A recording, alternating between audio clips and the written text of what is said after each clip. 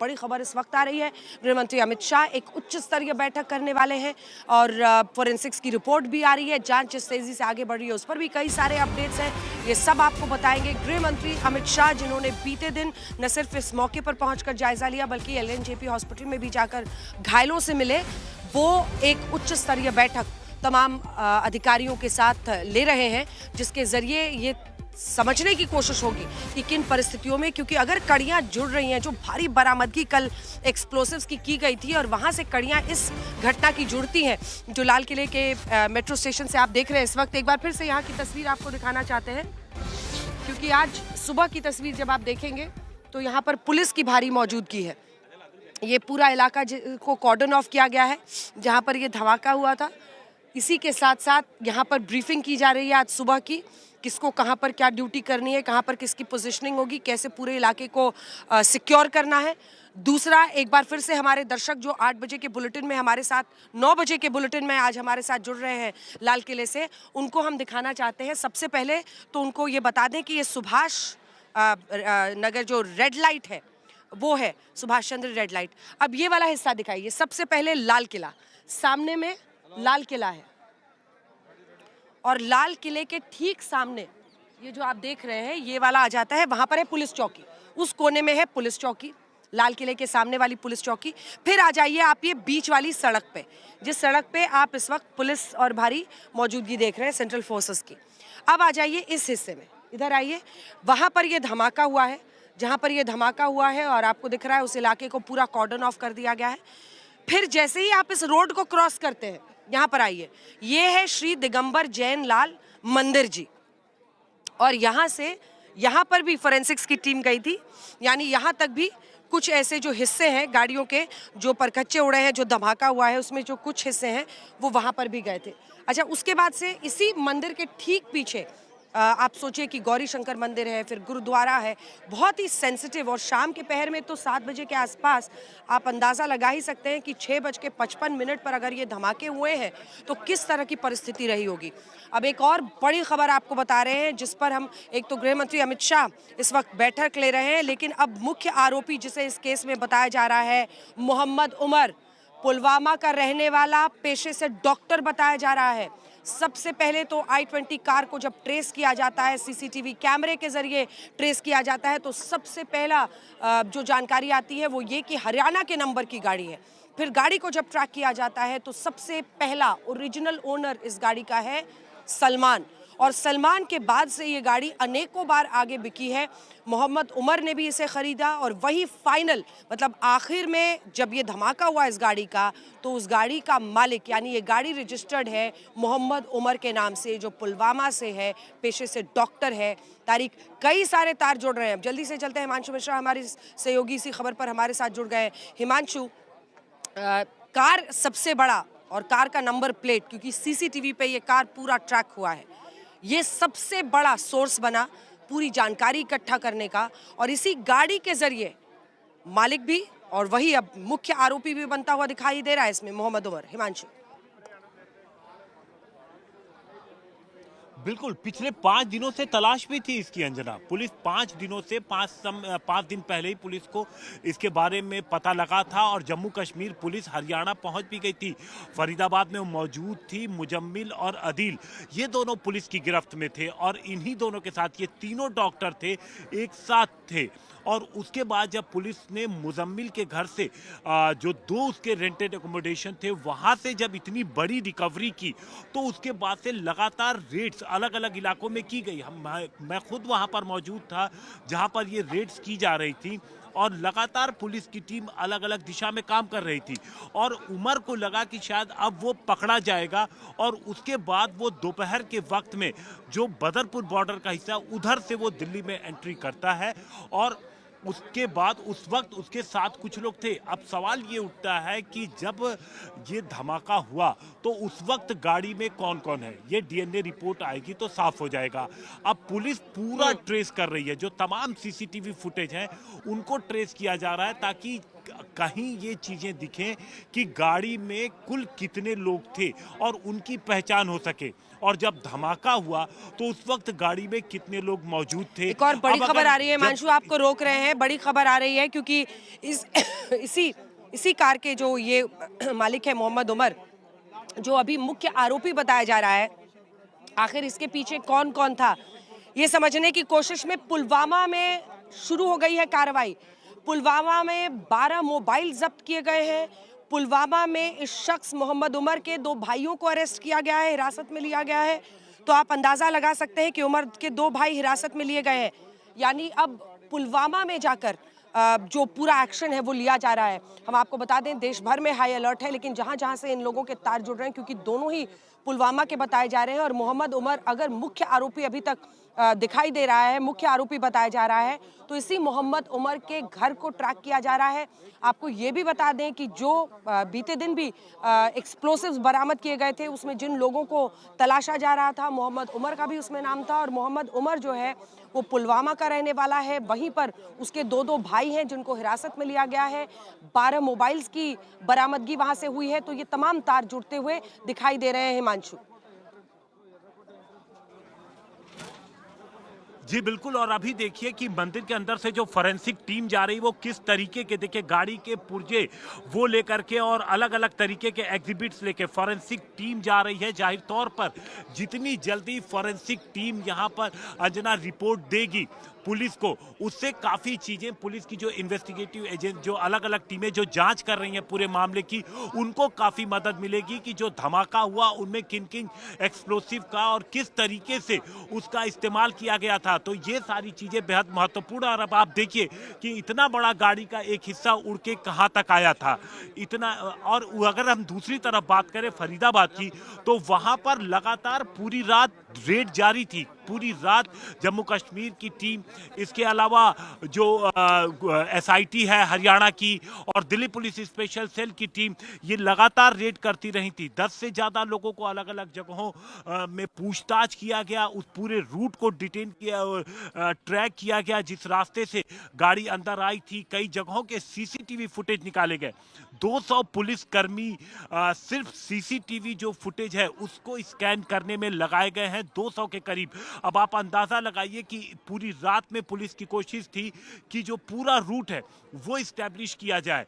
और साथ साथ उमर से बीएसएफ के एसके सूद साहब जुड़े हैं। सूद साहब, आपको क्या समझ में आ रहा है? देखिए तार जुड़ रहे हैं और सीधे पुलवामा से, पुलवामा में भी कार्रवाई शुरू हो गई है। ये जो उमर मोहम्मद जो अभी तक मुख्य आरोपी, क्योंकि आखिरी ओनर इस गाड़ी का वही है और ये माना जा रहा है कि वो इस कार पर सवार हो सकता है। और शायद अभी हालांकि पूरी पुष्टि इसकी होनी है जब ये धमाका हुआ, लेकिन क्या समझ में आ रहा है आपको सूद साहब? क्योंकि अगर इस तरह की साजिश, इतने सारे एक्सप्लोसिव्स अलग पहले जब्त किया जाता है, उसके बाद ये धमाका यहाँ पर होता है, एक बहुत बड़ी जो तार है वो जुड़ते हुए दिख रहे हैं, एक बहुत बड़ा षड्यंत्र ऐसा लगता है कि रचा जा रहा था। जी, आप बिल्कुल ठीक कह रही हैं कि इस घटना के तार पूरे कश्मीर की मिलिटेंसी से रिलेटेड हैं। वहीं के लोगों ने, जहां तक मुझे लगता है, वहीं के लोगों ने ये इस घटना को अंजाम दिया है। और इसका कनेक्शन जो कल फरीदाबाद में और उससे पहले लखनऊ और गुजरात वगैरह में जो रिकवरीज हुई हैं उससे भी रिलेटेड है। मुझे ऐसा लगता है कि ये जो रिकवरीज हुई हैं उससे इन लोगों ने सोचा, इससे पहले के इन्वेस्टिगेटिव एजेंसीज इन लोगों तक भी पहुंच जाएं, उन्होंने सोचा कि एक कोई ऐसी घटना अंजाम कर दी जाए। और ये जो घटना हुई है इसके बड़े ऑमनियस साइंस हैं मेरे विचार में, क्योंकि ये घटना लगभग 2 दशकों के बाद देश के इंटीरियर में कोई घटना इस मेजर घटना हुई है। और पहलगाम के तुरंत 6 महीने के बाद भी ये घटना हुई है। तो इसके बड़े ऑमनियस साइंस हैं और ये अथॉरिटीज को इंडिकेशन दे रहे हैं कि आप लोग ये मत समझें कि हमारे टेरर मॉड्यूल्स हैं नहीं। तो हमारे इसमें इंटेलिजेंस एजेंसीज और सिक्योरिटी एजेंसीज को काफी अलर्ट रहना पड़ेगा ऐसी घटनाओं को रोकने के लिए। और इसका एक और भी साइन है कि जे.एंड.के की जो सिचुएशन इंटरनेशनली जिसमें ट्रैक्शन खत्म हो रहा था। तो मेरे ख्याल में मिलिटेंट्स का ये भी एक वो रहा होगा कि इसको दोबारा से इंटरनेशनल अटेंशन में लाया जाए। तो ये मेरे सब दिमाग में समझ में आती है। इसके जरूर ठीक है। तार कश्मीर मिलिटेंसी हाँ, से क्योंकि रिलेटेड। एक बात तो साफ है, अगर इतने बड़े पैमाने पर अलग-अलग जगहों पर इस तरह के जो एक्सप्लोसिव्स हैं वो मुहैया कराने की तैयारी थी, तो एक बड़ा षड्यंत्र तो साफ दिखाई दे रहा है। हम लेकिन चूंकि लाल किला पर मौजूद है और आज सुबह भी यहाँ पर काफ़ी हलचल दिखाई दे रही है, हम एक बार फिर से दर्शकों को दिखाना चाहते हैं। इधर तो पुलिस की मौजूदगी है, लेकिन इस जैन मंदिर में अभी भी जो फोरेंसिक्स की टीम है वो जाँच कर रही है, क्योंकि इस मंदिर के अंदर उनको जाते हुए हमने कुछ देर पहले देखा और इस वक्त भी वहाँ पर जो तमाम मीडिया के साथी हैं वो तस्वीरें ले रहे हैं। अंदर में इस वक्त फोरेंसिक्स की टीम जांच कर रही है। तो कहाँ कहाँ तक ब्लास्ट वहाँ पर हुआ है, कहाँ कहाँ तक निशान है, कहाँ कहाँ तक सबूत है, कहाँ कहाँ तक ट्रेसेस हैं, ये सब कुछ आप समझ रहे होंगे और इसीलिए अब ये जानकारी हासिल की जा रही है। अब बड़ी तस्वीर को अगर देखिए तो कई सारी गतिविधियां देश में अलग अलग जगहों पर हो रही है, पूरे विश्व की भी आपने चर्चा की सूद साहब।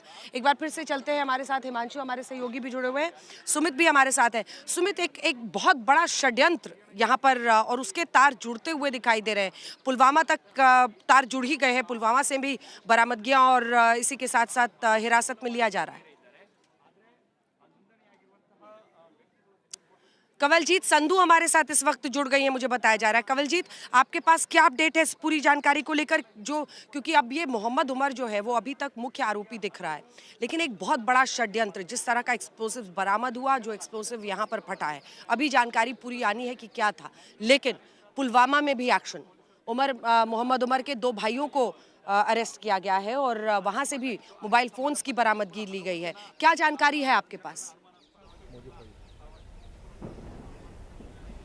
देखिए, हमारे पास जानकारी है कि उनको डिटेन किया गया है और ऐसा बताया जा रहा है कि तारिक और आमिर हैं, उन दोनों को ही कस्टडी में लेके उनसे पूछताछ कर रही है श्रीनगर पुलिस। इसके अलावा अगर हम बात करें, ये 4 स्टेट, 4 राज्यों में इंटरस्टेट है। जम्मू कश्मीर पुलिस, हरियाणा है, दिल्ली है, उत्तर प्रदेश है और इससे पहले देखा कि फरीदाबाद का टेरर एक्सपोज है, जहां पे पहले तो डॉक्टर मुजम्मिल को पकड़ा गया और उसके बाद इस तरह का प्रेशर इस तरह आन पड़ा कि उनको लगा कि कहीं ना कहीं इसको अंजाम देना पड़ेगा या फिर गिरफ्तारी हो जाएगी, जैसे डॉक्टर मुजम्मिल की हुई है। और उस वजह से डॉक्टर उमर मोहम्मद हैं, जिन्होंने वो जो कार है पार्किंग में खड़ी हुई थी, उसके बाद उसको वो लेके गया लाल किला की तरफ। अब ये भी सूत्रों का कहना है कि हो सकता है कि टारगेट कुछ और रहा हो और आईडी के साथ छेड़छाड़ कर रहे हैं, जहां पे एक्सप्लोजन हो गया या उसको कहीं और ठिकाने लगा था। लेकिन जैश ए मोहम्मद का इम्प्रिंट यही सिग्नेचर है, पुलवामा में भी देखा गया था, फोटो है जैश ए मोहम्मद। और यहाँ पे ऐसा लग रहा है कि एक डॉक्टर का समूह था जो कि इंडोक्ट्रिनेट हो गया था, रेडिकलाइज हो गया था और उन्होंने ये ठान लिया कि ऑपरेशन सिंदूर के बाद बदला लेना है। तो यहाँ पे जो तार है, जो डॉट्स हैं, वो जोड़ी जा रही है इस वक्त। और इसके बाद ये भी आपको बता दें कि एक हाथ का पुर्जा मिला है, जिसकी ये वजह है, ऐसा माना जा रहा है कि ये डॉक्टर उमर का है और उसके डीएनए सैंपल्स कश्मीर में उसके परिवार से लिए जाएंगे और इस पूरे जो तार ठीक है, यूएपीए के तहत कोतवाली थाने में केस दर्ज किया गया है। मैं लौट रही हूँ आपके पास। यूएपीए के तहत कोतवाली थाने में केस दर्ज किया गया है, थाना यहीं पर है बिल्कुल और यहीं सामने में ये ब्लास्ट हुआ है। हमने जो इलाके के डीसीपी हैं राजा, उनसे बात की है, आइए आपको सुना देते हैं। कोतवाली पुलिस स्टेशन के अंदर एफआईआर दर्ज कर ली गई है। उसके अंदर यूएपीए, एक्सप्लोजिव्स एक्ट और भारतीय न्याय संहिता के धाराओं के तहत ये मुकदमा दर्ज कर लिया गया है। और यहाँ पे सीन ऑफ क्राइम में फॉरेंसिक साइंस की टीम भी है, एफएसएल की टीम है, उसके अलावा एनएसजी की भी टीम है और भी स्पेशलाइज एजेंसीज की टीम है, जो बहुत ही बारीकी से पूरी सीन ऑफ क्राइम का अभी जाँच चल रही है। और उसके अंदर जो भी लिफ्ट एविडेंसेस जरूरी हैं वो सारे लिफ्ट किए जा रहे हैं। सर, किस तरह के एक्सप्लोजिव का जो है इस्तेमाल हुआ, कुछ और जानकारी आइडेंटिफाई हुआ? मैं एक सबके लिए बता देता हूँ, अभी इन्वेस्टिगेशन चल रही है। इट इज़ एफएसएल अभी जो है वो सीन ऑफ क्राइम को देख भी रही है और बाकी सारे इन्वेस्टिगेशन भी की जा रही है। तो उससे ज़्यादा अभी कुछ भी कंक्लूसिवली नहीं किया जा सकता।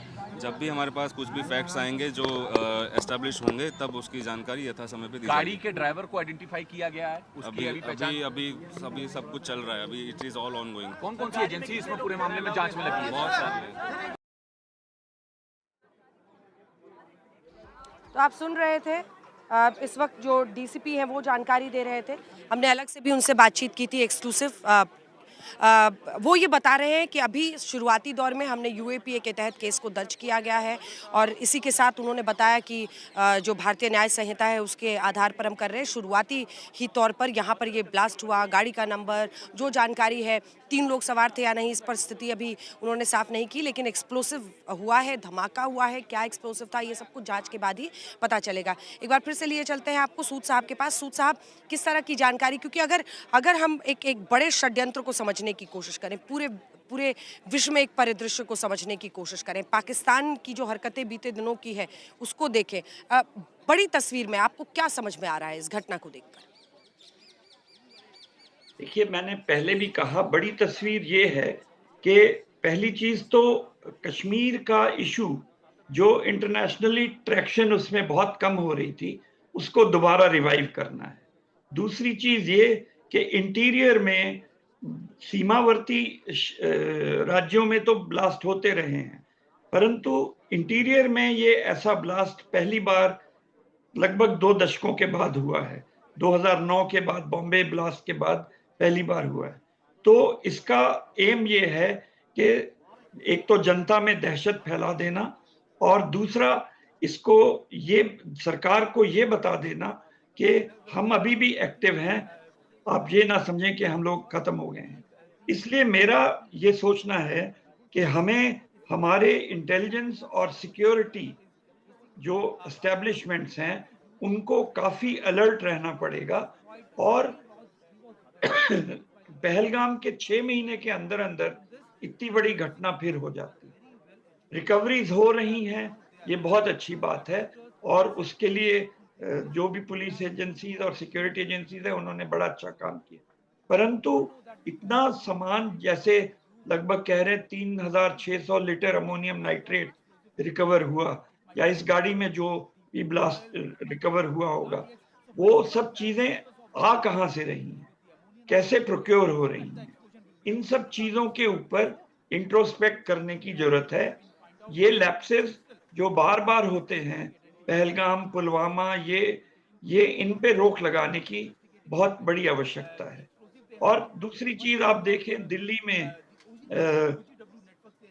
पुलिस जो है, क्योंकि देखिए एक जो जानकारी पुलिस दे रही है सूद साहब, उसमें वो ये भी बता रही है, एक सेकंड में आपको टोक रही हूँ, लेकिन उसमें वो ये भी बता रही है कि इस पूरे मामले को अगर आप देखिए तो ऐसा लग रहा है कि जब कई जगहों पर छापेमारी हुई और एक्सप्लोसिव्स को जब्त किया गया, उसके बाद से इन्होंने एक डेस्परेशन में, जिसको कहते हैं कि भाई अब हमारे पास जो भी है हमको इसको जल्द से जल्द ये करना। और ये जो पूरा ग्रुप है, अभी कंफर्म्ड मोटिव नहीं सामने आया है, लेकिन माना जा रहा है कि ये अफिलिएटेड है जैश-ए मोहम्मद लिंक्ड एक टेरर नेटवर्क से, जो vehicle borne improvised explosive device यानी VBIED अटैक्स के लिए जाना जाता है।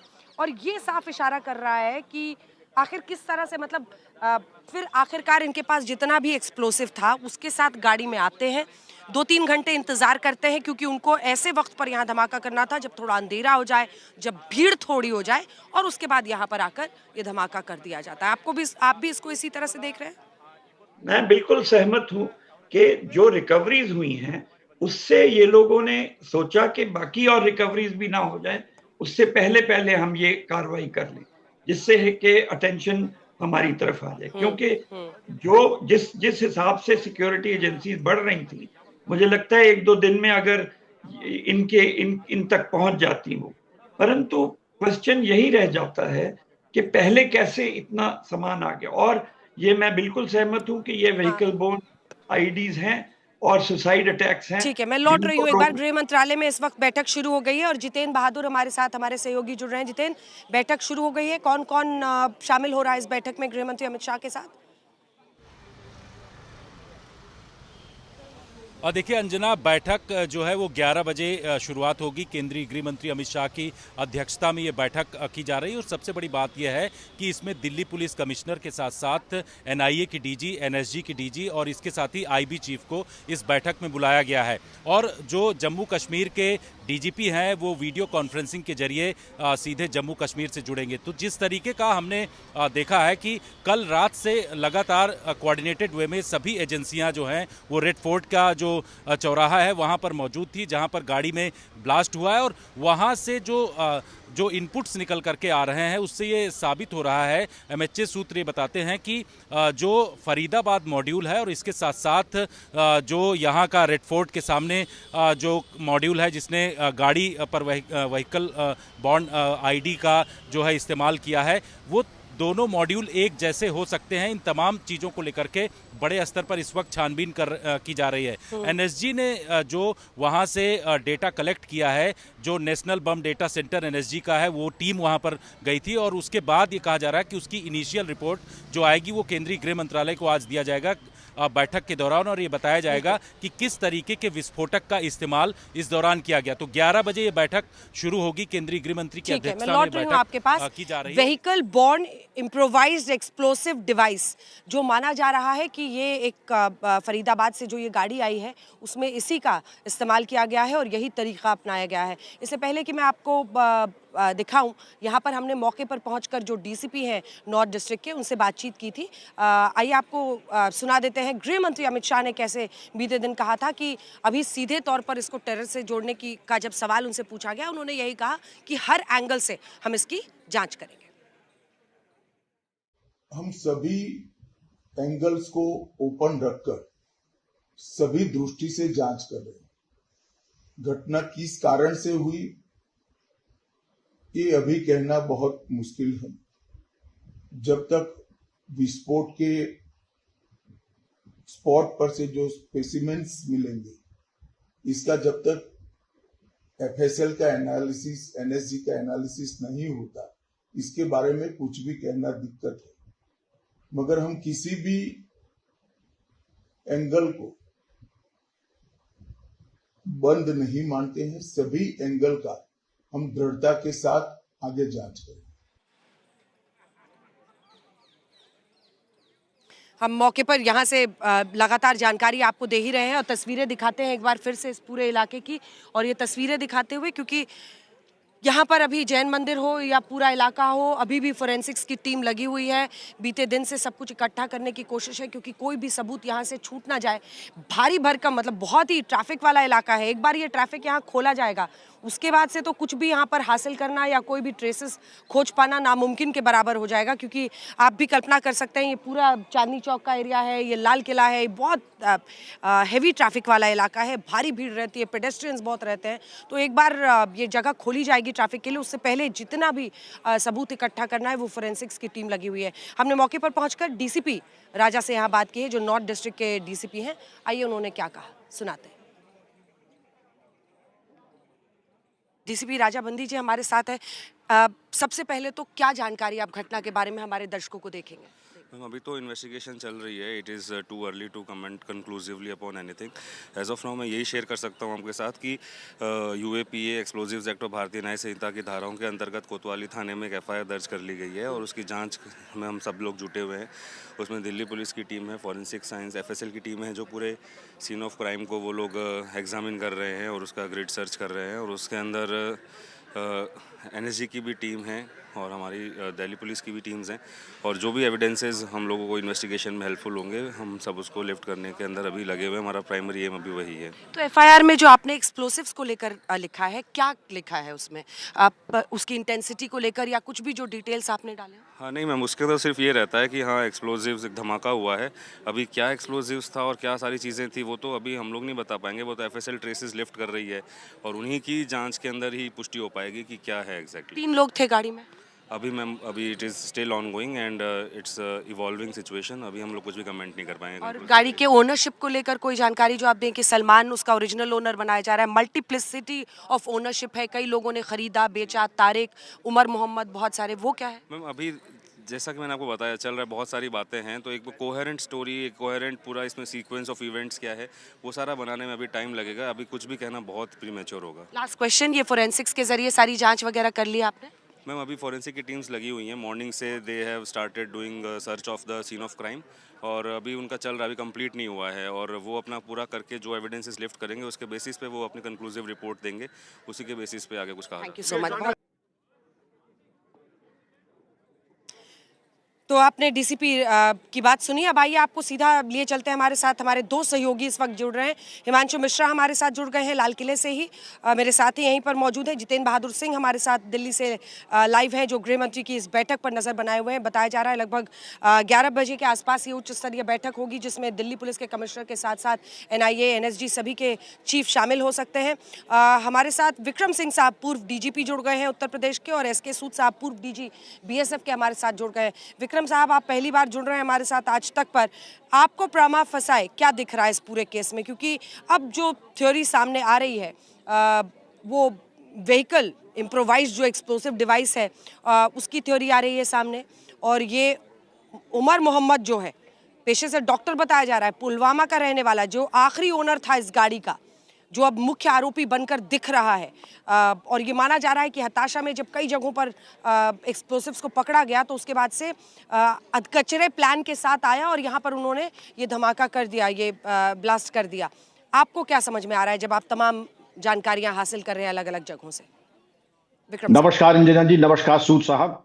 विगत 6 घंटे में बहुत घटनाक्रम तेजी से आगे बढ़ा है। सबसे पहले देखें, 2 फोकल पॉइंट इमर्ज होकर के आ रहे हैं, एक पुलवामा, दूसरा फरीदाबाद। और ये जो आउटफिट है, ये जैश ए मोहम्मद अजहर मसूद वाला ये आउटफिट है, जिसने अमोनियम नाइट्रेट का पहले भी कई बार देश में प्रयोग किया है। अमोनियम नाइट्रेट न केवल भारत में बल्कि विश्व में कई बार और दशकों से इसका इस्तेमाल हो रहा है। और जैश ए मोहम्मद के साथ साथ इन्होंने जो नया अंसार गजवातुल हिंद एक नया आउटफिट ये खोला है, और अब से जो इन्होंने गियर शिफ्ट किया है वो ये कि डॉक्टर्स और प्रोफेशनल्स को जिनकी पोस्ट ग्रेजुएट डिग्रीज हो, जिससे कि लोगों का ध्यान इनकी तरफ आसानी से न जाए। पहले ये था कि मदरसा के जो प्रोडक्ट्स थे उनको लिया जाता था। आपने देखा कि 4 डॉक्टर्स की अरेस्ट ऑलरेडी हो चुकी है। AK-47 brand new mid condition में बरामद हुई है, अमोनियम नाइट्रेट। लेकिन जो हमारी चूकें हैं वो देख लें, अब सिचुएशन काफी क्लियर है। I-20 कार का इतने फ्रीक्वेंटली ओनर का चेंज होना, ये भी संदिग्ध और सस्पिशियस एक्टिविटी में आता है। जिनके हाथ से गुजरी है उनसे पूछताछ जरूर कर ली जाए। मैं कोई आरोप नहीं लगा रहा, लेकिन फरीदाबाद में जिसने भंडारण के लिए दिया 3000 किलो अमोनियम नाइट्रेट का, उसने किन परिस्थितियों में दिया? क्या वहां की पुलिस ने इसको जरूरी नहीं समझा? इसी तरह डॉक्टर अदील जो सहारनपुर में नौकरी पा गए और उनकी बिना वेरिफिकेशन के उनको देगी, क्या ये जरूरी नहीं समझा गया? ये तो तमाम बात की बातें, लेकिन जितनी बातें सामने आई हैं वो बिल्कुल स्पष्ट हो गया है कि I-20 कार और इस घबराहट में, अदबदाहट में कि अब चूंकि उनका खेल खत्म हो चुका है, इसके पहले कि बाकी सब गिरोह गिरफ्तार हो जाए, डॉक्टर शाहीना वगैरह सब तो गिरफ्तार हो जाए, उसके पहले कोई ना कोई वारदात करते, मरता क्या न करता। ये अंजना जी सारा इस तरह काफी चीजें आपने एक्सपोज कर दी अपने चैनल के माध्यम से, और ये तो चीजें इसका पटाक्षेप मैं समझता हूँ 24 घंटे में अवश्य हो जाएगा। लेकिन इनके कॉल डिटेल्स, इनके मोबाइल फोन्स, इनके मोबाइल फोन डेटा और कुकीज तक जा करके इनकी इंटेस्टाइन्स में क्या है वो सब चीज निकाल के बाहर लानी पड़ेगी, और हमारी एजेंसीज ने बहुत अच्छा काम किया है। बिल्कुल। और जो डंप डेटा यहाँ का भी है इस पूरे इलाके का कि आखिर किसके साथ संपर्क में थे, क्योंकि जाहिर तौर पर अगर यहाँ पर आकर कोई धमाका कर रहा है, एक्सप्लोसिव इतने जगहों पर पकड़े जा रहे हैं, वो इस केस में मुख्य आरोपी हो सकता है, लेकिन इसी के साथ साथ किसके साथ संपर्क में थे, कौन से लोग मास्टरमाइंड हैं, किसके इशारे पर ये सारा एक्सप्लोसिव इंडिया लाया जा रहा था, किसकी वजह से ये तमाम अलग अलग जगहों पर धमाके की तैयारी थी, क्या बहुत बड़ा षड्यंत्र रचा जा रहा था। ये बहुत मौजूद सवाल है जो अब इस पूरे केस में आगे ले जाने होंगे। हिमांशु हमारे साथ, हमारे सहयोगी जुड़ गए हैं। हिमांशु, क्या अपडेट है आपके पास और जहां पर आप मौजूद हैं, क्योंकि फोरेंसिक्स की टीम इस वक्त भी जांच कर रही है पूरे इलाके की, आप भी तस्वीरें दिखाइए। बिल्कुल, फोरेंसिक की टीम सिर्फ जब आप देखिए स्पॉट से, अभी मैंने फोरेंसिक की टीम को देखा कि ये सामने जो आपको तमाम एम्बुलेंस दिख रही हैं, जो 3 एम्बुलेंस है, इस एम्बुलेंस से भी तकरीबन 10 से 15 मीटर आगे तक पहुंचती है फोरेंसिक की टीम। यानी स्पॉट से आप समझिए अंजना कि 200 से 250 मीटर दूर तक फोरेंसिक की टीम पहुंची है, और वहां से वो तमाम जो सबूत है, सुराग हैं, उनको जुटाने की कोशिश कर रही है, ताकि जल्द से जल्द फोरेंसिक की टीम नतीजे पर पहुंचे कि धमाका धमाके में किन किन चीज़ों का इस्तेमाल किया गया था। और ये इन्वेस्टिगेटिव एजेंसीज के लिए बेहद मददगार होगा, क्योंकि एक बार किस तरीके का धमाका था, जब ये पूरी तरीके से क्लियर हो जाता है तो एजेंसीज के लिए जांच को आगे बढ़ाना बेहद आसान हो जाता है। एक ये स्पॉट के आसपास जो इन्वेस्टिगेशन चल रही है, दूसरी जो इन्वेस्टिगेशन चल रही है वो दिल्ली पुलिस स्पेशल सेल कर रही है, जो दिल्ली में I-20 कार की मूवमेंट थी एक, और उसके अंदर कौन कौन मौजूद था इसको लेकर के। और तीसरी जो इन्वेस्टिगेशन चल रही है वो फरीदाबाद में चल रही है, जहां पर लगातार रेड्स बीती रात से ही जारी हैं, जिसमें जम्मू कश्मीर की पुलिस, जो कि पहले से यहां पर पहुंची हुई थी फरीदाबाद, और जम्मू कश्मीर पुलिस के साथ वहां के हरियाणा के SIT भी है। अब सवाल ये उठता है कि दो जगह मुजम्मिल ने वहां पर रेंटेड अकोमोडेशन लिया था, जहां पर इतनी बड़े पैमाने पर उसने अमोनियम नाइट्रेट के अलावा गन्स और तमाम जो चीजें हैं वो वहां पर जुटा के रखी थी। अब आशंका ये है कि कोई स्लीपर सेल, कोई लोकल तौर पर उसकी मदद कर रहा था, जो मुजम्मिल और अदील के लगातार संपर्क में था। चूंकि मोबाइल फोन पुलिस के पास है, तमाम उसकी ट्रैकिंग पुलिस के पास है, उस आधार पर अब उन लोकल लोगों की भी पहचान करने की कोशिश की जा रही। जी, अभी तो सबसे बड़ा चैलेंज यही है हिमांशु, कि ये साबित करना कि अगर ये गाड़ी मोहम्मद उमर की थी, क्या उस गाड़ी में वो सवार था खुद, या कोई और लोग थे जिन्होंने को अंजाम दिया है। कुछ लोग ये भी इशारा कर रहे हैं कि क्या रिमोट डिटोनेटर से इसको ब्लो अप किया गया, या फिर वो फिदाइन होने के लिए आए थे, क्योंकि बताया जा रहा है 2 से 3 लोग इस गाड़ी में थे। तो अभी तो तमाम जो तार हैं, कड़ियां हैं, वो जुड़ेंगी, पूरी तस्वीर सामने आएगी, किसके इशारे पर ये हो रहा था, ये सब सामने आएगा। लेकिन हाँ, जो सबसे बड़ा एक तरह से सोर्स बना इन्फॉर्मेशन का, या जो सबसे बड़ा कड़ी जो साबित हुआ, वो है ये गाड़ी को ट्रैक किया गया CCTV के जरिए, कहाँ कहाँ ये गाड़ी घूमी है। कई एक जगह पर पार्किंग में भी कई देर थी, क्योंकि जाहिर तौर पर वो चाह रहे थे कि शाम का पहर हो, जब सबसे ज़्यादा भीड़ इस इलाके में रहती है। 6:55 कई लोग यहाँ पर आते भी हैं, और शाम के पहर में दफ्तर के बाद भी बहुत भीड़ रहती है, लोग निकलते हैं अपने दफ्तरों से, पूरा बाजार का इलाका है तो दफ्तर के बाद लोग यहाँ पर पहुँचते हैं। तो ऐसे वक्त को चुना गया और उसके बाद से ये धमाका। अभी तमाम जो कड़ियां हैं वो जुड़नी है। अभी तो शुरुआती तौर पर 2-3 बातें पुलिस बिल्कुल साफ नहीं कर रही है। विक्रम जी, सबसे पहले तो यही कि टेरर एक्ट था या नहीं था, जिसको लेकर चर्चा हो रही है, क्योंकि हर एंगल से जांच की जाएगी, और जांच जब तक क्लियर नहीं हो जाए तब तक कुछ भी कहना मुश्किल है। दूसरा, अगर इस गाड़ी का, जिसका पहला ओनर I-20 का सलमान है, तो आखिरी ओनर है उमर मोहम्मद, पेशे से डॉक्टर, पुलवामा का रहने वाला। उसके वहाँ से 12 फ़ोन जब्त हुए हैं और उसके 2 भाइयों को हिरासत में लिया गया है। लेकिन गाड़ी में कौन कौन था, और क्या वो आत्मघाती थे या फिर कहीं से डेटोनेट, बहुत सारे सवाल हैं, और अनंत अभी तो जांच की प्रक्रिया आगे बढ़नी है। विक्रम जी।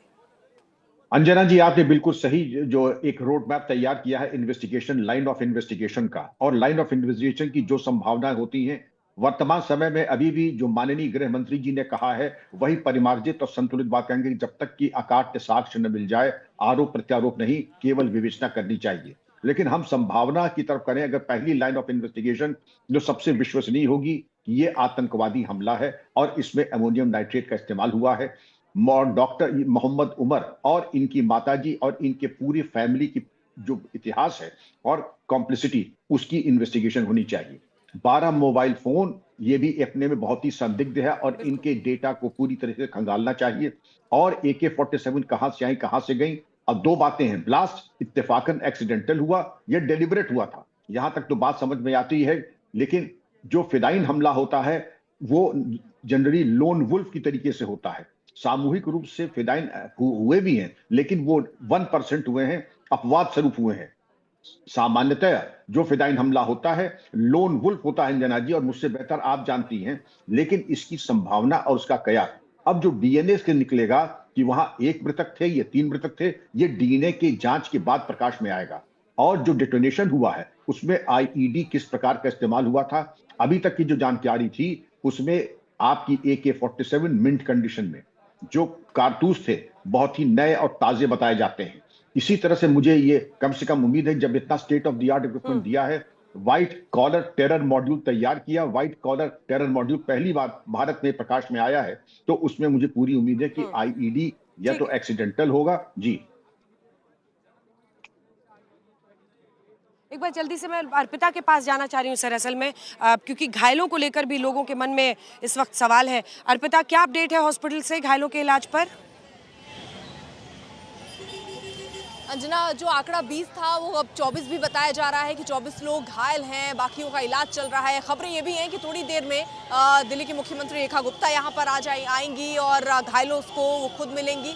कल अमित शाह भी यहाँ पर पहुंचे थे, घायलों से उन्होंने मुलाकात की थी, पूरी स्थिति को समझा था। ये भी खबर है कि एलजी भी थोड़ी देर में यहाँ पर आएंगे और यहाँ घायलों से मुलाकात करेंगे।